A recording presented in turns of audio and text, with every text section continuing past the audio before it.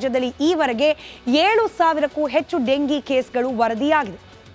ಕರ್ನಾಟಕದಲ್ಲಿ 352ಕ್ಕೂ ಹೆಚ್ಚು ಸಕ್ರಿಯ ಪ್ರಕರಣಗಳಿದೆ. ಅಂದರೆ ಡೆಂಗಿ ಬಂದು ವಾಸಿಯಾದವರಿದ್ದಾರೆ 7,000 ಆ ಲೆಕ್ಕ. ಆದರೆ ಸದ್ಯಕ್ಕೆ ಈಗಲೂ ಕೂಡ ಡೆಂಗಿ ಪ್ರಕರಣಕ್ಕೆ ವಿವಿಧ ಆಸ್ಪತ್ರೆಗಳಲ್ಲಿ ಅಡ್ಮಿಟ್ ಆಗಿ ಅಥವಾ ವೈದ್ಯರ ಬಳಿಯಲ್ಲಿ ಚಿಕಿತ್ಸೆಯನ್ನು ಪಡೆದುಕೊಳ್ತಾ ಇರುವವರ ಸಂಖ್ಯೆ 352ಕ್ಕೂ ಹೆಚ್ಚು. ಇನ್ನು ಡೆಡ್ಲಿ ಡೆಂಗಿ ಜ್ವರಕ್ಕೆ ಸುಮಾರು 6 ಜೀವಗಳು ಬಲಿಯಾಗಿ ಹೋಗಿದೆ. ಎಲ್ಲೆಲ್ಲಿ ಎಷ್ಟು ವಯಸ್ಸಿನವರು ಡೆಂಗಿಯಿಂದಾಗಿ ಸಾವನ್ನಪ್ಪಿದ್ದಾರೆ ಅದರ ಡೀಟೇಲ್ಸ್ ಕೂಡ ಮುಂದಿನ ಹಂತದಲ್ಲಿ ಕೊಡ್ತೀವಿ. ಇನ್ನು ಪ್ರಮುಖವಾಗಿ ಹೆಚ್ಚು ಆತಂಕಕ್ಕೆ ಕಾರಣವಾಗ್ತಾ ಇರುವುದು ಅಂತಂದರೆ ಪುಟ್ಟ ಪುಟ್ಟ ಮಕ್ಕಳಲ್ಲೇ ಹೆಚ್ಚಾಗಿ ಕಾಣಿಸ್ತಾ ಇದೆ ಈ ಡೆಂಗಿ ಜ್ವರ. 1 ವರ್ಷದ ಒಳಗಿನ ಮಗುವಿಗೂ ಕೂಡ ಡೆಂಗಿಯ ಜ್ವರ ಅಂಟಿದೆ. ಈವರೆಗೆ 1 ವರ್ಷದ ಒಳಗಿನ 132 ಮಕ್ಕಳಲ್ಲಿ ಡೆಂಗಿ ಸೋಂಕು ಕಾಣಿಸ್ಕೊಂಡಿದೆ. ಆತಂಕ ಅನ್ನೋದು ಇಲ್ಲೇನೆ. ಪುಟ್ಟ ಮಕ್ಕಳಿಗೆ ಟ್ರೀಟ್ಮೆಂಟ್ ಕೊಡಿಸೋದು ಒಂದು ಕಡೆ ಆದರೆ ಆ ಟ್ರೀಟ್ಮೆಂಟ್ಗೆ ಒಳಗಾಗ್ತಾ ಇರಬೇಕಾದ್ರೆ ಮಕ್ಕಳು ಅನುಭವಿಸೋ ಸಂಕಟ, ಪೋಷಕರಿಗೆ ಅದು ನೋಡೋದು ಕೂಡ ಕಷ್ಟ. ಹಾಗೆ ಇಮ್ಯುನಿಟಿ ಅನ್ನೋದನ್ನು, ರೋಗ ನಿರೋಧಕ ಶಕ್ತಿ ಅನ್ನೋದು ಈ ಏಜಿನ ಮಕ್ಕಳಲ್ಲಿ ನಾವು ಹೆಚ್ಚಿಗೆ ನಿರೀಕ್ಷೆ ಮಾಡದೇ ಇರೋದ್ರಿಂದ ಕೂಡ ಇಂಥ ಸೋಂಕು ತಗುಲಿದ್ರೆ ಪ್ರಾಣಾಪಾಯ ಆಗೋ ಸಾಧ್ಯತೆ ಕೂಡ. ಹೀಗಾಗಿ ವೈದ್ಯರು ವಿಶೇಷ ಕಾಳಜಿಯನ್ನು ವಹಿಸಿ 1 ವರ್ಷದ ಒಳಗಿನ ಮಕ್ಕಳಿಗೂ ಕೂಡ ಟ್ರೀಟ್ಮೆಂಟನ್ನು ಕೊಡೋ ಅನಿವಾರ್ಯ ಪರಿಸ್ಥಿತಿ.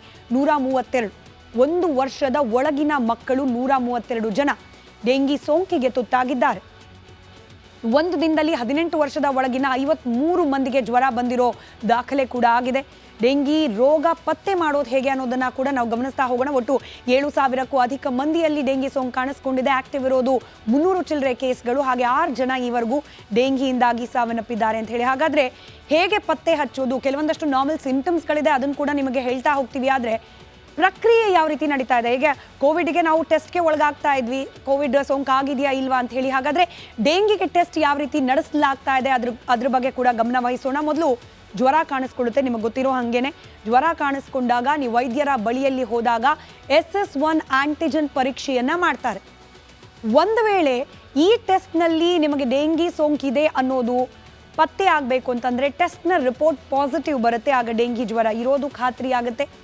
ಸೊಳ್ಳೆ ಕಚ್ಚಿದ 5 ದಿನಗಳ ನಂತರ IgM ಆಂಟಿಬಾಡಿ ಟೆಸ್ಟನ್ನು ಮಾಡಲಾಗುತ್ತೆ. ಅಂದರೆ ಸೊಳ್ಳೆ ಇವಾಗಲೇ ಕಚ್ಚಿತು, ಇದಾಗ 5 ದಿನಕ್ಕೆ ಕೌಂಟ್ ಇಟ್ಕೊಳ್ಳೋದು ಹೇಗೆ ಅಂತ ಹೇಳಿ ನೀವು ಗೊಂದಲಕ್ಕೆ ಈಡಾಗೋದು ಬೇಡ. ಜನರಲಿ ನಾವು ನೆನ್ಪಿಟ್ಕೊಳ್ಬೇಕಾಗಿರೋ ಸಿಂಪ್ಟಮ್ ಅಂತಂದರೆ ಜ್ವರ ಕಾಣಿಸ್ಕೊಳ್ಳುತ್ತೆ. ಜ್ವರ ಬಂದ ತಕ್ಷಣ ಅದು ನಾರ್ಮಲ್ ಬಂದು ಹೋಗೋ ಜ್ವರ ಅಥವಾ ಕ್ಲೈಮೇಟ್ ಚೇಂಜ್ ಆಗಿದೆ ಹಾಗಾಗಿ ಜ್ವರ ಬಂತು ಅಥವಾ ವೈರಲ್ ಫೀವರ್ ಇರಬಹುದು ಅಂತ ಹೇಳಿ ನಿರ್ಲಕ್ಷ್ಯ ಮಾಡದೆ ವೈದ್ಯರ ಬಳಿ ಹೋಗಿ SS1 ಟೆಸ್ಟನ್ನು ಮಾಡಿಸ್ಕೊಳ್ಳೋದು, ಬ್ಲಡ್ ಟೆಸ್ಟ್ ಇನ್ ಜನರಲ್ ಮಾಡಿಸ್ಕೊಳ್ಳೋದು ಒಳಿತು. ಹೀಗೆ ಜ್ವರ ಕಾಣಿಸ್ಕೊಂಡ ನಂತರದಲ್ಲಿ ಸರಿಸಾಮಾನ್ಯ 5 ದಿನಗಳ ನಂತರದಲ್ಲಿ IgM ಆಂಟಿಬಾಡಿ ಟೆಸ್ಟನ್ನು ಮಾಡಲಾಗತ್ತೆ. ಯಾಕಂದರೆ SS1 ಆಂಟಿಜನ್ನಲ್ಲಿ ಈ ಹಂತದಲ್ಲಿ ಗೊತ್ತಾಗೋದಿಲ್ಲ. ಅಂದರೆ ನಮಗೆ ನಿಜವಾಗ್ಲೂ ಕೂಡ ಡೆಂಗಿ ಸೋಂಕಿನ ಪ್ರಮಾಣ ಮೈ ಒಳಗಡೆ ಎಷ್ಟಿದೆ ಅನ್ನೋದನ್ನು ಪತ್ತೆ ಹಚ್ಚೋದು ಕಷ್ಟವಾಗುತ್ತೆ. ಅದಾದ ನಂತರದಲ್ಲಿ ನಮಗೆ ಹಾಗಾಗೇನೆ ಹೆಚ್ಚಿನ ತಪಾಸಣೆಯ ಅವಶ್ಯಕತೆ ಇರೋದ್ರಿಂದ IgM ಆಂಟಿಬಾಡಿ ಟೆಸ್ಟನ್ನು ಮಾಡಲಾಗುತ್ತೆ. ಇನ್ನು ಕ್ಷಿಪ್ರ ರೋಗ ಪತ್ತೆಯನ್ನು ದೃಢಪಡಿಸಿಕೊಳ್ಳೋಕ್ಕೆ ಗುಣಮಟ್ಟದ ಪರೀಕ್ಷೆ ಅಗತ್ಯ ಇರೋದ್ರಿಂದ ಕೂಡ IgM ಪರೀಕ್ಷೆಯನ್ನು ಸಜೆಸ್ಟ್ ಮಾಡ್ತಾರೆ ವೈದ್ಯರು.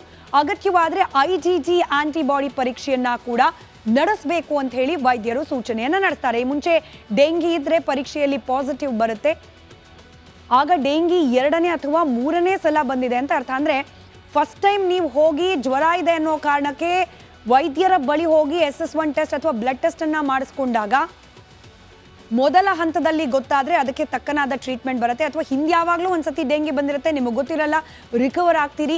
2ನೇ ಬಾರಿ ಅಂದರೆ ಮತ್ತೊಂದು ಸತಿ ಜ್ವರ ಬಂತು ಅಂತ ಹೋಗಿ ನೀವು IgG ಟೆಸ್ಟ್ಗೆ ಒಳಗಾದರೆ ಆಗ ನಿಮ್ಮಲ್ಲಿ 2ನೇ ಅಥವಾ 3ನೇ ಬಾರಿ ಡೆಂಗಿ ಸೋಂಕು ಕಾಣಿಸ್ಕೊಂಡಿದೆ ಅನ್ನೋದು ಕೂಡ ದೃಢವಾಗುತ್ತೆ. ಇನ್ನು ವೈದ್ಯಕೀಯ ಟ್ರೀಟ್ಮೆಂಟ್ ಕೂಡ ಯಾವ ಹಂತದಲ್ಲಿದೆ ಡೆಂಗಿ ಅನ್ನೋದರ ಆಧಾರದ ಮೇಲೆ ಬದಲಾಗ್ತಾ ಹೋಗುತ್ತೆ. ಇನ್ನು ಕೇಸ್ಗಳು ಎಷ್ಟೆಷ್ಟು ಇದೆ ಅನ್ನೋದನ್ನು ನಾವು ಗಮನಿಸ್ತಾ ಹೋಗೋಣ. ಸಾವನ್ನಪ್ಪಿದವರ ಪ್ರಕರಣ ಸಾಮಾನ್ಯವಾಗಿ ಶಿವಮೊಗ್ಗದ ಸಾಗರ ತಾಲೂಕು ಆಸ್ಪತ್ರೆ ಸಿಬ್ಬಂದಿ 35 ವರ್ಷದ ನಾಗರಾಜ್ ಡೆಂಗಿಯಿಂದಾಗಿ ಸಾವನ್ನಪ್ಪಿದ್ದಾರೆ. ಇನ್ನು ಗದಗ ಚಿರುಂಜ ಗ್ರಾಮದ ಚಿರಾಯು ಪುಟ್ಟ ಮಗು, ಚಿರಾಯು ಹೊಸಮನಿ 5 ವರ್ಷದ ಮಗು ಡೆಂಗಿಯಿಂದಾಗಿ ಸಾವನ್ನಪ್ಪಿದ್ದಾರೆ. ಇತ್ತ ಹಾಸನದ ಹೊಳೆನರಸೀಪುರದಲ್ಲೂ ಕೂಡ 11 ವರ್ಷದ ಗುಡ್ಡೇನಹಳ್ಳಿಯ ಕಲಾಶ್ರೀ ಡೆಂಗಿ ಸೋಂಕಿನಿಂದಾಗಿ ಮೃತಪಟ್ಟಿದ್ದಾರೆ. ಮತ್ತೊಂದು ಪ್ರಕರಣ ಹಾಸನದಿಂದಲೇ. ಹಾಸನದ ಹೊಳೆನರಸೀಪುರದ ದೊಡ್ಡಳ್ಳಿ ಗ್ರಾಮದ 8 ವರ್ಷದ ಸಮೃದ್ಧಿ ಡೆಂಗಿ ಸೋಂಕಿನಿಂದಾಗಿ ಸಾವನ್ನಪ್ಪಿದ್ದಾರೆ. ಹಾಸನದ ಅರಸೀಕೆರೆಯ ಮುದುಡಿ ತಾಂಡ್ಯ ಅಲ್ಲಿನ 23 ವರ್ಷದ ಸುಪ್ರೀತಾ ಕೂಡ ಡೆಂಗಿ ಸೋಂಕಿನಿಂದ ಸಾವನ್ನಪ್ಪಿದ್ದಾರೆ ಅನ್ನೋ ಮಾಹಿತಿ. ಜಾಗರೂಕತೆ, ಮುಂಜಾಗ್ರತೆ, ಹಾಗೆ ಯಾವಾಗ ಜ್ವರ ಲಕ್ಷಣಗಳು ಕಾಣಿಸ್ಕೊಳ್ಳುತ್ತೆ ತಕ್ಷಣಕ್ಕೆ ವೈದ್ಯರನ್ನ ಸಂಪರ್ಕ ಮಾಡೋದು, ಹಾಗೆ ಟೆಸ್ಟ್ಗೆ ಒಳಗಾಗೋದು ಡೆಂಗಿ ಪ್ರಕರಣದಲ್ಲೂ ಕೂಡ ಅತ್ಯಂತ ಅವಶ್ಯಕ. ಮಾರಕ ರೋಗ ಅಂತ ಹೇಳಿ ಪರಿಗಣಿಸುವಷ್ಟು ಗಂಭೀರ ಅಲ್ಲದೆ ಹೋದರೂ ಕೂಡ ಡೆಂಗಿ ಮನುಷ್ಯನನ್ನ ಹೈರಾಣ ಮಾಡಿಬಿಡುತ್ತೆ. ಸುಸ್ತು, ಆ ಮಂಡಿ ನೋವು, ಕೈಕಾಲು ನೋವು ಇದೆಲ್ಲವೂ ಕೂಡ ಹೈರಾಣಾಗಿಸ್ಬಿಡುತ್ತೆ. ಹೀಗಾಗಿ ಪ್ರಾಥಮಿಕ ಹಂತದಲ್ಲೇನೆ ಚಿಕಿತ್ಸೆಗೆ ಒಳಗಾಗೋದು ಉತ್ತಮ ಅನ್ನೋದು ವೈದ್ಯರ ಸಲಹೆ ಕೂಡ.